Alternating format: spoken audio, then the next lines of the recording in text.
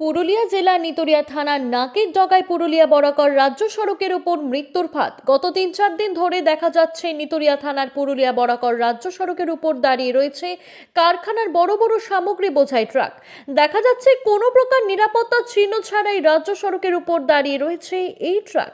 এর ফলে দিনে বা রাতে যে কোনো সময় ঘটতে পারে বড় সড় দুর্ঘটনা। আবারও জানা যাচ্ছে রাতের অন্ধকারে এই বড় সামগ্রী বোঝাই ট্রাকগুলিকে পার করার জন্য নিতুড়িয়া থানার পুলিশ এবং WBSCDCL এর শালতোর শাখা এই নিতুড়িয়া অঞ্চলের ইলেকট্রিক লাইন অবৈধভাবে এবং অনিশ্চিত সময়ের জন্য কেটে এই গাড়িগুলিকে পারাপার করানো হচ্ছে, যার ফলে অসুবিধার মুখে পড়তে হচ্ছে নিতুড়িয়া অঞ্চলের সাধারণ মানুষদের। বিষয়টি একাধিকবার পুলিশ ও প্রশাসনকে জানানো সত্ত্বেও নিতুড়িয়া থানার পুলিশ ও প্রশাসন এবং WBSCDCL এর শালতোর শাখার বিরুদ্ধে কোনো রকম আইনানুগ ব্যবস্থা নেয়নি।